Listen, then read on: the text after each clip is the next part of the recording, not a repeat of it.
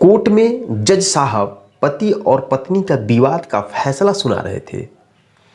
तभी जज साहब पत्नी से पूछते हैं, आप कैसे रहना चाहती हैं? पत्नी बोलती है, मैं अपने पति के साथ रहना चाहती हूँ, लेकिन अपनी सासू माँ के साथ रहना नहीं चाहती हूँ। फिर जज साहब पति से पूछते हैं कि आप कैसे रहना चाहते हैं? पति बोलता है, मैं अपनी माँ के साथ रहना चाहता हूँ। जज साहब बोलते हैं कि आपकी पत्नी तो बोल रही है मैं पति के साथ रहना चाहती हूँ, लेकिन आपकी माँ के साथ रहना नहीं चाहती हूँ। इस पे आपका क्या विचार है? पति बोलता है कि मैं पत्नी को छोड़ सकता हूँ, लेकिन अपनी माँ को कभी नहीं छोड़ सकता। दोस्तों, जब यह आवाज़ कोर्ट में सुनाई देती है तो जज साहब के साथ में उस कोर्ट में बैठे सभी लोग तालियों की आवाज़ से पूरा कोर्ट गूंज जाता है। नमस्कार दोस्तों, मेरा नाम संतोष, आप देख रहे हैं क्राइम का सच। आज मैं फिर हाजिर हूँ एक सच्ची कहानी लेकर। आज की कहानी पारिवारिक कहानी है और यह पारिवारिक कहानी सुनने के बाद आपको बहुत बड़ी सीख मिलने वाला है। दोस्तों, जिस तरह से इस कहानी में घटना को बताया गया है, यह घटना रियल में 80% परिवारों में इस तरह की घटना घट रही है। दोस्तों, इस कहानी में रमन नाम का एक लड़का होता है जो दिल्ली का रहने वाला होता है। उसके एक बड़े भैया होते हैं। बड़े भैया की शादी हो गई होती है और उसके माँ और बाप होते हैं। दोस्तों, उस रमन की शादी दिल्ली की ही रहने वाली एक लड़की से होती है जिसका नाम होता है अनुष्का। दोनों की शादी 2013 में हुई। 2013 में शादी होने के बाद अनुष्का जैसे रमन के घर पे आती है, लगभग 1 महीने के बाद उसके रहने का तौर तरीका बिल्कुल बदल जाता है। जिस तरह से शादी होने के बाद एक लड़की को अपने ससुराल में रहना चाहिए, उस तरह से वह रहती नहीं है। जैसे वह अपने मायके रहती थी वैसे वहाँ पे रहने लगती है। वह अपने सास ससुर की कोई सेवा नहीं करती है। अपने भाभी से लड़ाई झगड़े और पति से लड़ाई झगड़े बराबर करती रहती है। दोस्तों, ये चीज़ें सब देख के रमन बहुत परेशान हो जाता है। वह अपनी पत्नी को समझाता है कि शादी होने के बाद लड़कियां अपनी रहने का तौर तरीका बदल लेती हैं। उनके मायके का जीवन और ससुराल का जीवन बहुत ही डिफरेंस हो जाता है। और मेरी माँ है, मेरी माँ तुम्हारी भी माँ है। शादी होने के बाद लड़कियों को अपने सास ससुर को अपने माँ बाप के समान मानना चाहिए। माँ बाप मानकर ही उनकी सेवा करना चाहिए। यह बातें समझा रहा था रमन अपनी पत्नी अनुष्का को, लेकिन पत्नी कहाँ समझने वाली थी। पत्नी इस बात को नहीं समझ रही है। वह कह रही है, मैं आपके साथ रहूँगी, आपकी सेवा करूँगी, लेकिन आपकी माँ की सेवा नहीं कर सकती मैं। क्योंकि जो रमन था उसकी माँ वृद्ध हो गई थी, लगभग 50-60 की हो गई थी। दोस्तों, ये बातें रमन की माँ सुन लेती है। तो रमन की माँ जब सुन लेती है तो माँ बोलती है, बेटा छोड़ो, जाने दो। अगर नहीं सेवा करेगी तो कोई बात नहीं, तुम लोग शांति बनाकर इस घर में रहो और बहू को रहने दो। दोस्तों, ये बातें सुनकर रमन शांत हो जाता है और फिर चला जाता है। इस तरह से दोस्तों, उनके घर में तनावपूर्ण स्थिति हमेशा बनी रहती है। जो अनुष्का है सुधरने का नाम ही नहीं ले रही थी। बार बार बात करना, झगड़ा करना और घर में तनाव का माहौल पैदा करना, अशांति पैदा करना हमेशा चल रहा था। दोस्तों, अनुष्का हर एक बात पे अपनी माँ को फ़ोन लगा देती थी और माँ को फ़ोन लगाने के बाद उधर से माँ का भी सपोर्ट मिल जाता था। कहा जाता है कि कोई भी लड़का और लड़कियां अगर बिगड़ रहे हैं तो सबसे अधिक रोल माँ और बाप का होता है, जिसमें सबसे अधिक माँ की होती है। दोस्तों, जब अनुष्का फ़ोन करती थी अपनी माँ के पास तो माँ एक बार भी डांटती नहीं थी।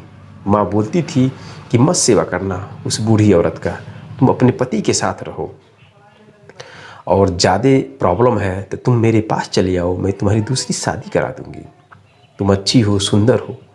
दोस्तों, ये बातें सुन करके अनुष्का को और सपोर्ट मिल जाता था और वह और बेहतरीन तरीके से लड़ाई झगड़े स्टार्ट कर देती थी।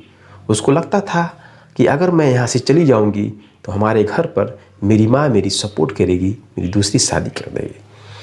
दोस्तों इस तरह से चलता रहा और 2013 में शादी हुआ और 2015 में जाकर दोस्तों एक बार इसी बात को लेकर झगड़ा हुआ अनुष्का का रमन से और अनुष्का मायके अपनी चली गई।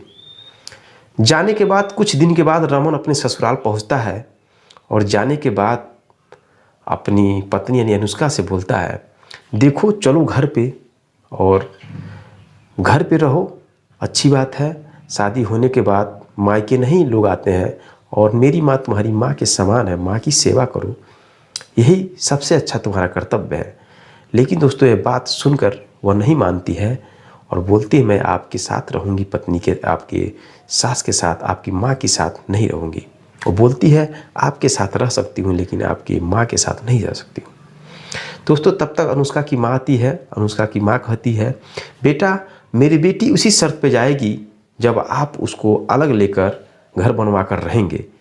वह आपके भैया भाभी और आपके माँ बाप के साथ रहना नहीं पसंद करती है।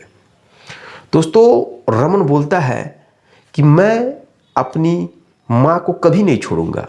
मैं पत्नी को छोड़ सकता हूँ लेकिन माँ को कभी नहीं छोड़ूंगा। मैं एक बार नहीं, 2 बार, 3 बार, 4 बार मैं बोल रहा हूँ कि मैं पत्नी को छोड़ सकता हूँ लेकिन माँ को कभी नहीं छोड़ूंगा। माँ हमारे लिए सबसे उच्च श्रेणी की पद है। माँ हर एक व्यक्ति का सबसे अहम गुरु माना जाता है। माँ को समाज में बहुत उच्च श्रेणी पर रखा जाता है। हर एक संतान के माँ बाप अपने बच्चे को पैदा करके उसकी परवरिश करते हैं, सेवा करते हैं, आगे बढ़ाने की हमेशा कोशिश करते हैं और एक दिन उम्मीद रखते हैं कि हमारे बुढ़ापे में हमारे बेटे हमारी सहयोग करेंगे, हमारी सेवा करेंगे। इसलिए मैं अपनी माँ को अपने दिल के अंदर से कभी नहीं निकाल सकता। मैं एक बार फिर बोल रहा हूँ अनुष्का, मैं तुम्हें छोड़ सकता हूँ लेकिन अपनी माँ को छोड़ नहीं सकता। यह शब्द कह के दोस्तों रमन अपने घर चला आता है। साल 2015 में ही दोस्तों उसकी माँ कोर्ट में पेश कर देती है, मुकदमा दर्ज करा देती है और लगभग 9 साल तक तारीख पे तारीख पड़ता है। कोर्ट कचहरी का लोग चक्कर काटते हैं, पैसे की बर्बादी होती है, टाइम भी बर्बाद होता है। जनवरी 2023 में जाकर कोर्ट का फैसला होता है। उस दिन अनुष्का की माँ, उसके घर वाले भैया भाभी और इधर रमन के भैया भाभी, रमन के माँ बाप लोग कोर्ट में जाते हैं और दोनों पक्ष के वकील भी रहते हैं। बहस होता है। बहस होते वक्त जब उस कोर्ट में जज साहब पूछते हैं अनुष्का से कि तुम कैसे रहना चाहती हो, तुम्हारी समस्या क्या है। अनुष्का बोलती है कि मैं अपने पति के साथ रहना चाहती हूँ लेकिन अपनी सासू माँ के साथ रहना पसंद नहीं करती हूँ, मैं उनकी सेवा नहीं कर पाऊँगी।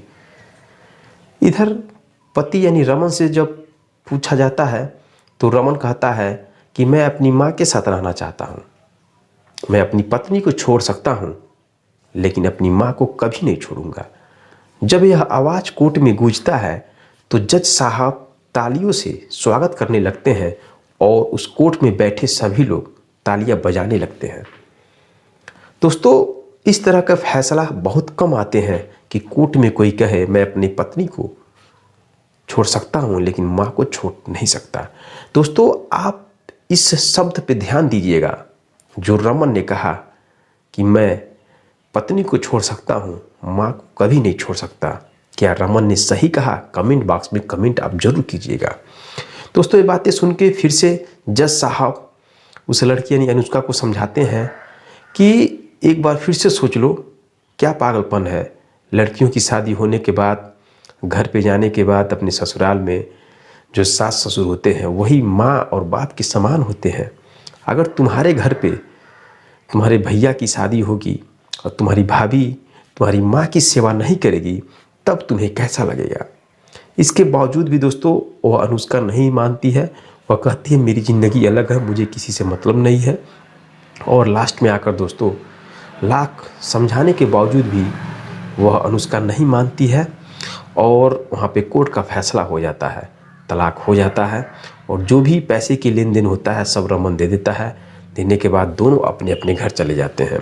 इधर रमन की शादी हो जाती है और उधर दोस्तों जो अनुष्का होती है अपने घर पे जाती है। कुछ दिनों के बाद उसकी माँ मर जाती है। माँ के मरने के बाद जो भी पैसा होता है उसके भैया और भाभी खर्च कर देते हैं। खर्च करने के बाद अब भैया और भाभी इन दोनों के बीच में जो तीसरी इनकी बहन यानी अनुष्का है, तनाव चालू हो जाता है और लड़ाई झगड़े स्टार्ट हो जाते हैं।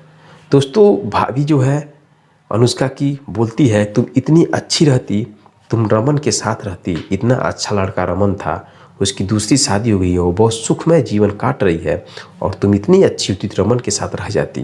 तुम्हारी इतना कमीनी लड़की कौन है, तुम ना घर का हो ना घाट के हो। दोस्तों इस तरह से लड़ाई झगड़े स्टार्ट हो जाते हैं और लास्ट में जाकर जो अनुष्का है खुद आत्महत्या कर लेती है, मर जाती है। तो मेरे दोस्तों यह रही कहानी।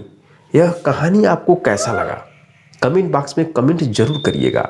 मेरे दोस्तों वह संतान नहीं है जो अपने माँ बाप को भूल जाए। मेरे प्यारे दोस्तों, जो माँ बाप को भूल जाए, जो माँ बाप की सेवा नहीं कर सके, वह इस धरती का सबसे बड़ा पापी व्यक्ति है। हमारे अनुसार सबसे बड़ा पापी व्यक्ति है जो माँ बाप को भूल जाए। माँ बाप पैदा करते हैं, पैदा करने के बाद कितनी कठिन परिस्थितियों से अपने बेटे की परवरिश करते हैं, पढ़ाते हैं, लिखाते हैं, चलना सिखाते हैं, हर एक कठिनाइयों का सामना करते हैं। आप 1000 गलती करते हैं, उसके बाद भी माँ बाप आपको माफ़ कर देते हैं और हमेशा आपको आगे बढ़ाने की कोशिश करते हैं। और जिस दिन आप एक दिन आगे निकल जाते हैं, आगे बढ़ जाते हैं और माँ बाप जब बूढ़े हो जाते हैं तो आप माँ बाप को भूल जाते हैं। माँ बाप की सेवा करने से आप कतराने लगते हैं। दोस्तों यह समाज में बहुत गलत असर पड़ रहा है और आजकल ऐसी घटना बहुत हो रही हैं। तो अगर मेरी कहानी आप यह देख रहे हैं, सुन रहे हैं दोस्तों, तो इस बात पर अमल करें और इस बात पे ध्यान दें।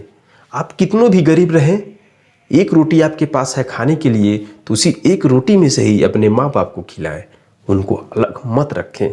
मेरी हाथ जोड़ के आपसे गुजारिश है, इससे समाज पे बहुत असर पड़ रहा है।